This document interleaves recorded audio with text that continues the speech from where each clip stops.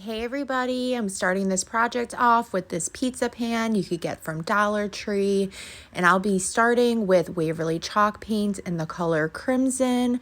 I'm just going all along the outer edge of that pizza pan, keeping that middle section open because I'll be going over it with this weathered wood scrapbook paper. So I really like to use the splatter screens that you get from Dollar Tree to trace out the scrapbook paper. It's a perfect fit for inside of that pizza pan. So once I have that traced out, I just cut that scrapbook paper down to size, and then I'll be applying some Mod Podge right into the center of the pizza pan. Make sure you have a generous amount and it is spread nice and evenly. So now I'm just going to fully dry the Mod Podge. I'm using my heat gun, but you could use a blow dryer. You want to make sure that this is completely dry. Place the scrapbook paper on top and then a piece of parchment paper. I'm using a mini iron, but you could use a regular iron if you have that. And I just go all around the top of the parchment paper. And what this is doing is it's reactivating that Mod Podge, and the scrapbook paper will cling back onto the Mod Podge, and this will also smooth out any wrinkles or air bubbles. So next we want to cover up that cut edge of that scrapbook paper. I'm going to be doing something a little bit different with my nautical rope. So I have this blue and white fabric. I just cut it into strips. I'm just placing a small amount of hot glue at the end of my nautical rope, and I'm just wrapping that fabric around the nautical rope, and then just keep going until it is completely covered and you have the length that you need for the inner edge of that pizza pan. And once that's complete, then you're able to start gluing around this nautical rope all around the inner edge of your pizza pan. So now I'll be using some foam board that I got from Dollar Tree. I have this bee template that I created for you guys. I will link that in the description above. So I am just tracing out that template right on top of the foam board. And once I have those tracings all put down, you want to make sure that you're using a very sharp box cutter or X-Acto knife to start cutting those tracings out. Please be careful while doing this, especially since this is a very sharp box cutter. Go slow, and again, please be careful. Watch out for your fingers. And once I had all the pieces cut out, this is what it should look like. So for the body of the bee, I'm going to be first coating this with Waverly chalk paint in the color plaster. I wanted to have a off-white color. Allow that to completely dry. Now I'm using some masking tape, and this is going to help me create the lines of the body.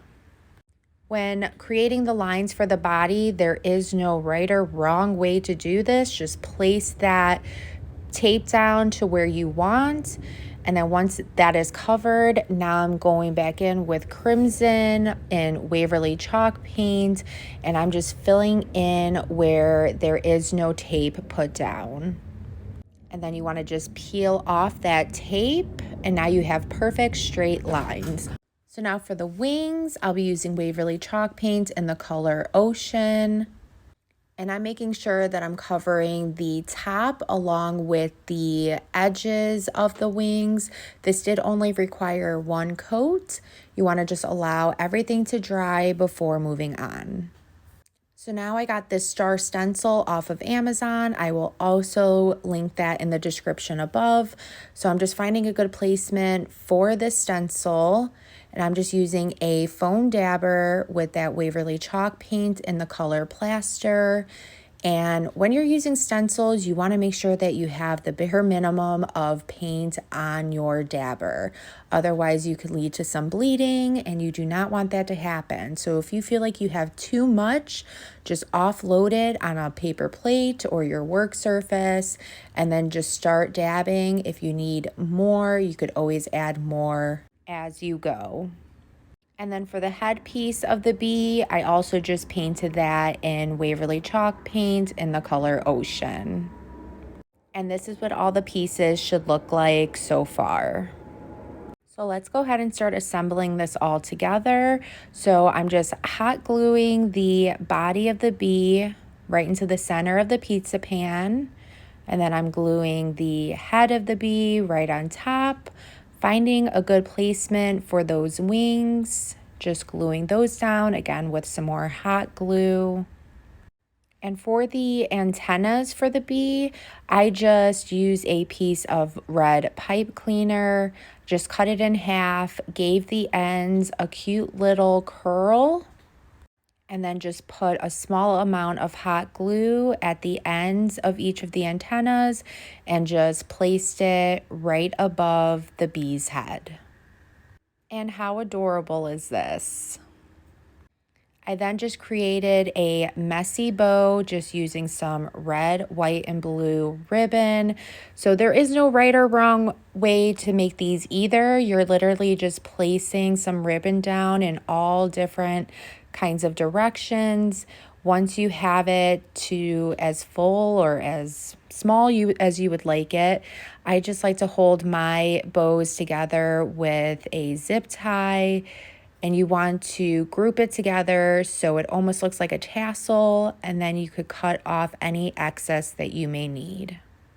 I then just hot glue it to the top left corner of that pizza pan. And in the center of the bow, I did hot glue this little metal star that came from a Dollar Tree sign.